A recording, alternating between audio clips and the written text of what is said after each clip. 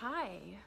So thanks for tuning in, and I wanted to do another more intimate video, a wig chat, if you will, about another person had did a post, and I promised I would do this. So I was trying to get this done sooner than the last person I said I would do a video for. And this is about wearing a wig for the first time. So I don't have notes. I thought about it, but I've talked about it so many times. I remember very vividly how I felt and what I went through. So I figured I could just chat freely, and hopefully this doesn't last a whole long time, but I think it's very important. So if you are new to wigs, you're gonna wanna tune in, sit back, relax, grab a cup of wine, a cup of coffee. I got some peppermint tea because it's cold out here right now.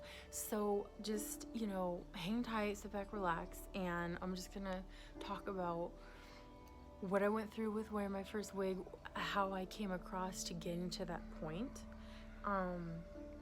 and just words of encouragement. So, a lot of this you could probably see in other videos too, and I don't think I looked to YouTube when I was wearing my first wig. I kind of just did it all alone. So I didn't have Facebook groups and things like that. So I had looked up some wigs I saw. I think I did see I saw a few wig reviews and everything. Maybe or did I just see pictures? But anyways, I felt like I was pretty much alone. But I was looking more and more. I remember I was at work one day, and I don't know what struck this conversation up. But I just had asked a coworker if she knew anything about wigs, if she was wearing a wig, because she was African American, and they've been in that game way longer, and they're way more advanced in it than us, white girls are. So anyways, I figured she'd be the one to ask. So she gave me lots of information and details. I think a year prior, my hair loss was getting out of control. I had my third baby. It was my fourth pregnancy, and my scalp was shiny when my sister was getting married. So I wanted to have nice, pretty hair. I knew it was gonna be in pictures. I just didn't want my hair to look so thin and scraggly and crappy. So I went to a wig boutique and I tried on a topper, and I was not used to it. Nobody's going to be. I never had that much hair in my life, and then I had this big. I'm sure if I went and tried that same topper on now, I'd be like, that's okay. But when I tried it on then, I was like, oh my gosh, this is so much hair. Get it off me, get it off me. I was like, this is too much. So, and then I went a whole, year at least. I'd say, yeah, about a whole year before actually getting a wig. So I'd thought about it, and it was in my mind a little more. Still didn't even think to look up YouTube. I don't know where I was, but just didn't go with the times, I guess. So I was talking to this girl. She gave me some websites. They all had black hair. I've never had black hair. I'm not a black-haired person. So I've got blue eyes. So it just wasn't gonna work. So I tried to look some more. Fell prey to I don't want to say I fell prey, but I did see some of those cheap wigsbuy.com, I think, where it shows these expensive $600-700 wigs for $50. I looked at those. I was like, that can't be right. I've been scammed before by those people. I ain't doing it again. So, but I just kept looking around, and too embarrassed to go to a wig boutique again. It was just okay. For one, the lady there, and it wasn't Haley's boutiques. It wasn't hers. For anyone who knows her, knows that I mentioned them before. It wasn't them. It was another place. But the lady wasn't super welcoming. She seemed kind of judgy. I don't know. So that didn't help. I'm not saying that was the only factor that didn't make me want to go back, but just like everyone else, I just felt so insecure.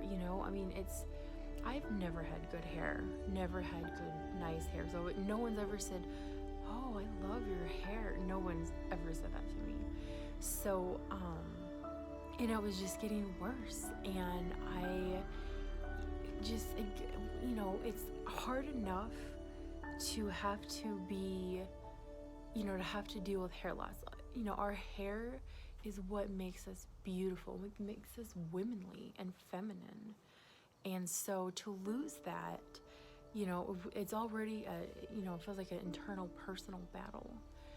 But then to have to go to a store with someone else there, other people there, random people could walk in, men, you know, with their wives, their husbands could walk in, was just too much. So I looked and I did look at a lot of Mimo's videos, and I mean, I looked at like all the ones that were out there, and it was hard to tell on the coloring, and it was too hard. And looking just online is super challenging, and millions of women out there could probably attest that they pissed away a whole bunch of money when they first, because if they just looked at wigs online, because they didn't know what they were looking for. You know, you look for what monotone means, and open wefted, and basic cap, and it just doesn't make any sense until you like actually see it. So I didn't go into the, you know, the wig boutique. Bought some wigs online. I had bought like Gabor, runway waves, and chocolate caramel, and Raquel Welch, Miles of Style, and honey ginger. And then I had bought a human hair wig. It was like a pretty blonde, but then I dyed it dark blonde, and messed around with it a lot. That was my learner wig for sure. But I had went to a trip.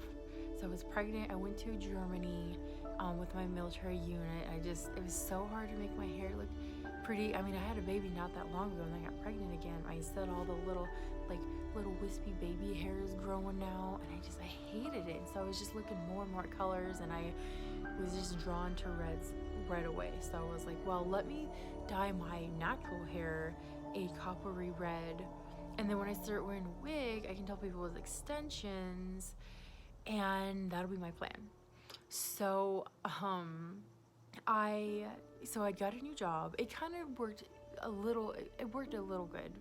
So I got a new job, and I trained for my new job. I started it in July, and then I did a little bit of training, and then I was gone for 2 weeks for my training.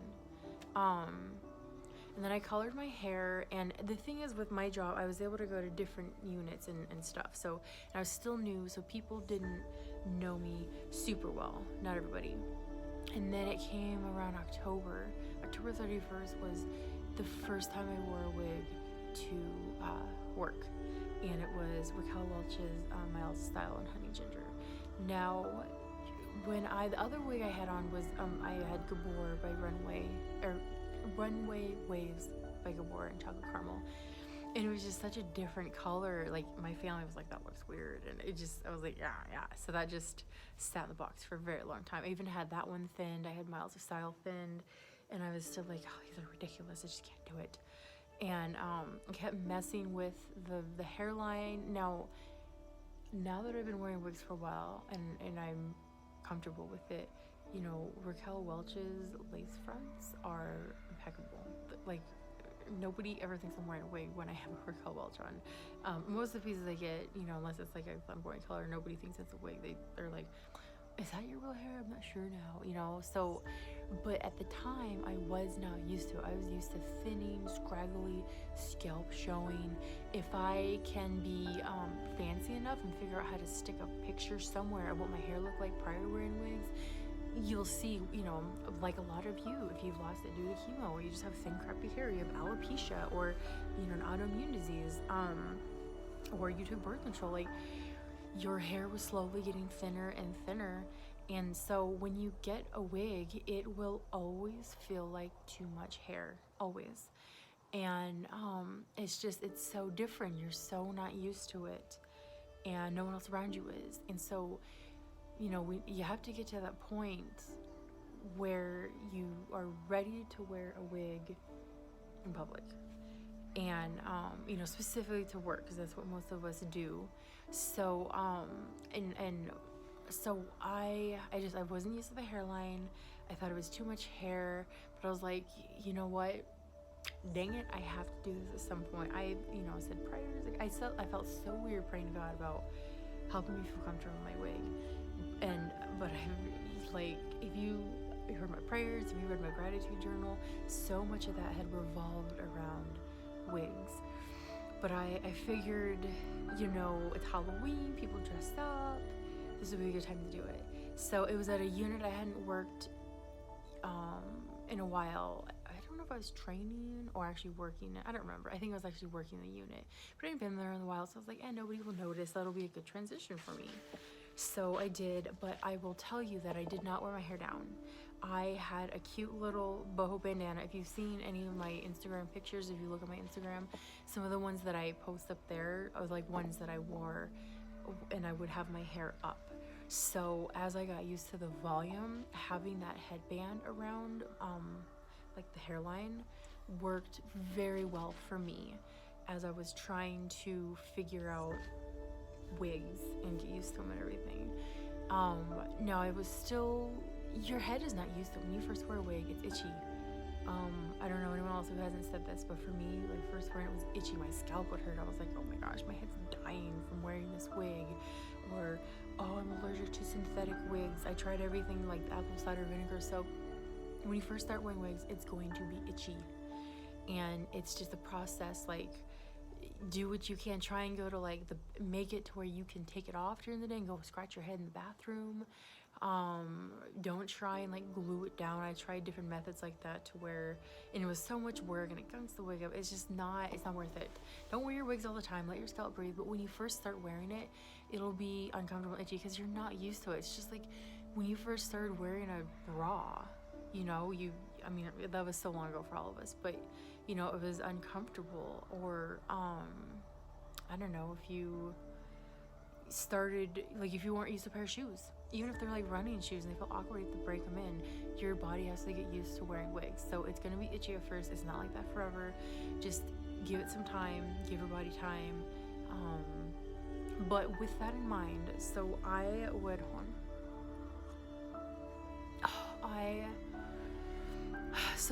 wearing the headband around my head helped me wear my wigs to work. And one of the places someone did say, oh, your hair looks different. I was like, oh, I got extensions. That's all. That is what I told people, is I got extensions. Although on the first day I wore a wig, someone said they liked my hair. And I was like, oh, it's a wig. And I said I wasn't going to tell anybody. So, and the thing is, you think that if you tell one person, they're going to tell everybody. But, she didn't tell anybody else. It's not that I said don't tell anybody, but her life went on. Her life did not revolve around what Corinne's hair looked like and was it real or not. She did later on say oh, I'm just so impressed. That's a wig I would have never guessed. And honestly, it felt, as I transitioned to wearing wigs, it felt so much more freeing to just tell people than to keep it a secret. Because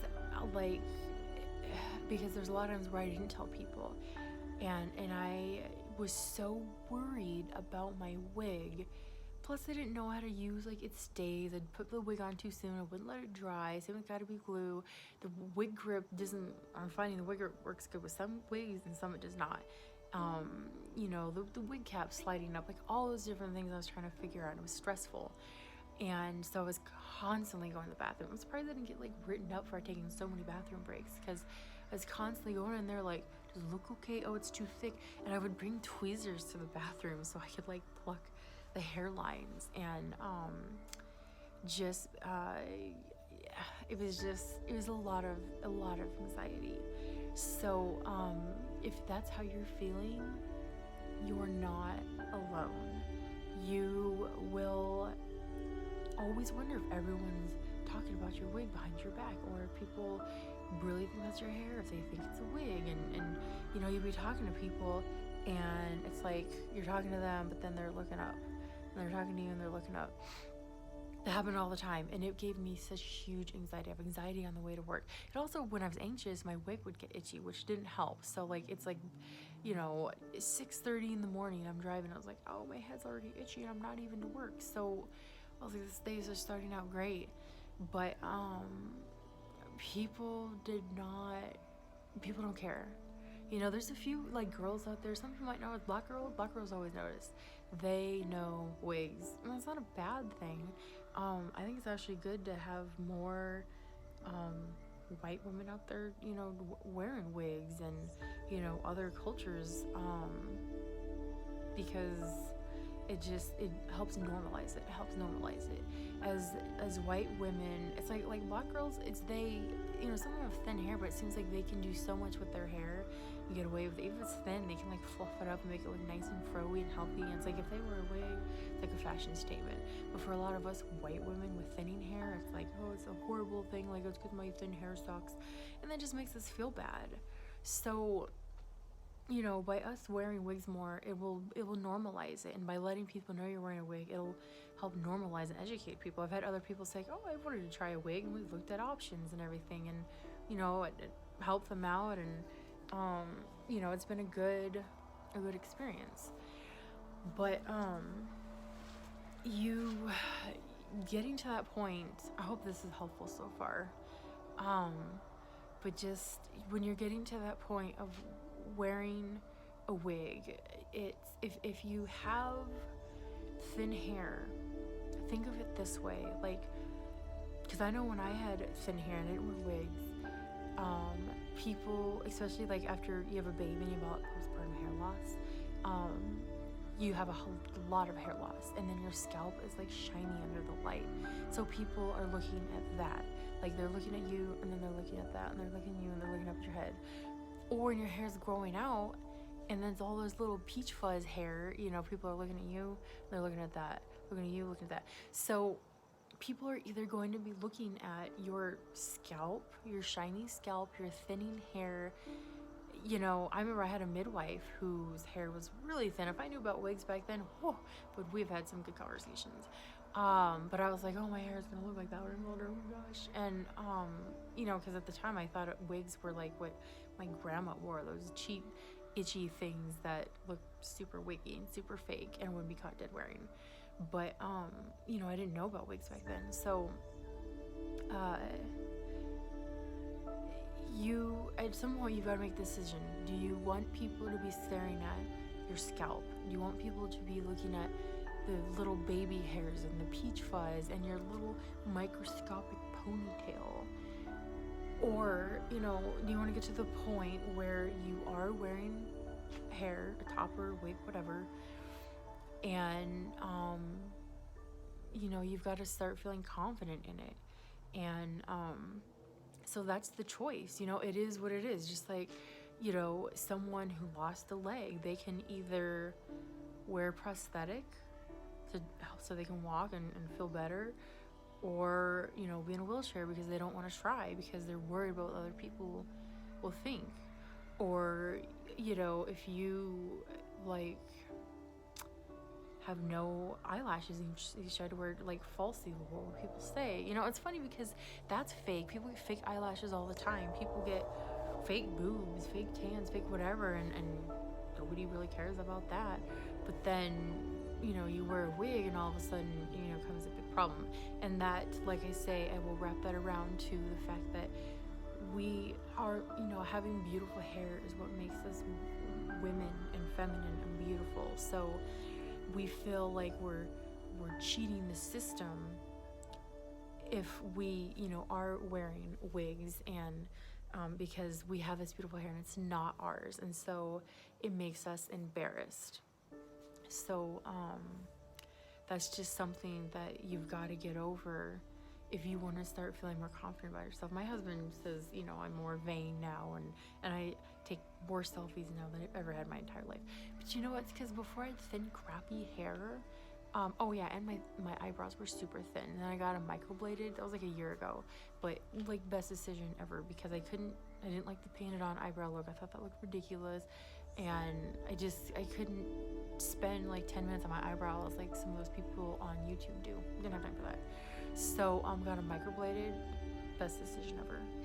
And that helped a lot too, because I would see my picture. I was like, what's wrong with my eyebrows? I was like, my eyebrows were filled in more. I'd feel more confident. If my hair was thicker, I'd feel more confident. You know, I've got cousins, and like even one of my sisters got gorgeous hair. And I just always felt like the loser. And so now that I have wigs, you know, it took a while. And honestly, I didn't see my family for like 2 months before wearing wigs, which honestly that helped me get used to it. Because then when it came to our Christmas party, which I had overplucked my human hair wig, and then I actually had a bald spot, so, and I put a band-aid like underneath for the scalp. So the things you do when you're learning about wigs. So, and my mom was like, are you wearing a wig? And I was like, geez, like, why do you gotta be so loud about it? But by that time I was a little more confident in wearing wigs. So you gotta make that step towards wearing your wig. And you want people to see scalp. I'm saying it again on purpose. You want people to see scalp, be looking at your head at your scalp and your thin hair, or they look at your beautiful hair. Now if you're gonna get like, you know, a cheap awful wig, like, you know, then you can't expect if people are like, ugh. But if you get a tasteful one, and there's so many ones out there, there's so many tasteful wigs out there. I think this would have made it easier for me if I had picked like a mousy brown wig, which I didn't at first. I was like, I want red, beautiful, thick blonde hair, which I hadn't had forever. So, but pick something that is similar to your hair color. Start by wearing it in the house. Do it in the house. Go for walks early in the morning or at night, even middle of the day in your neighborhood. If you know, you think a lot of people, you won't see anyone that you know, and then after you do that, go to the grocery store. I see the same people at the grocery store, but I wear different hair all the time, but they're not gonna say anything, you know. Go to like the I mean, you can't go to the mall right now, everything's quarantined, but oops, sorry, my slipper, I have my camera like right next to my feet. But you know, go places, go pick up food, or to the gas station, just little trips with a wig on, so you can see what it looks like in different lighting, so you can like literally like take selfies and put makeup on. Most wigs, especially when it's brand new, if I didn't have makeup on when I tried them on, I thought it looked absolutely ridiculous. But once I had makeup on, even just mascara, it seemed, or like fake eyelashes if you don't have a lot of eyelashes, it made a huge difference. That was back then I had wore like some fake eyelashes. I was learning how to put them on, but that would make the huge difference when I bought like John Renault's Ignite. I put it on without makeup. I was like, oh, this looks awful. And then I put on my eyelashes. I was like, hey, you know, this isn't, you know, got out of my pajamas, put on a nice shirt. I was like, this actually doesn't look that bad.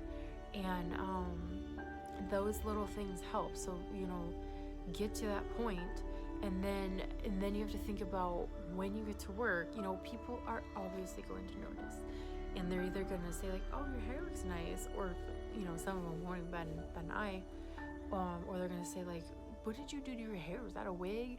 So you just have to think of different answers. You know, you like me, like I lied and I was like, oh, I got extensions, but I was around different people, newer people that didn't know me, so I could have gotten away with it. You know, just think about like, or you say, well, my hair's obviously thin, so I get tired of it, so, you know, I have fake hair. And sometimes just the word wig has a negative connotation to it. So if saying the word wig makes you feel uncomfortable, say, you know, fake hair, alternative hair. You know, I got new hair. I bought some hair because my hair's thin. You know, if you just, sometimes you just have to face reality. My hair's thin. It sucks and it's crappy. So I wear fake hair and it makes me happy. And that rhymes. So you can make it funny when you talk to people about it. But the reality is your hair is thinning. So you don't want to deal with it anymore. So you bought a wig, and I pray that you got a really good one that makes you feel comfortable, because if you feel like you got a cheap crappy wig, you're never going to feel comfortable in it. Even now to this day, I've been wearing wigs, not like I'm like a seasoned person, but like over a year, year and a half.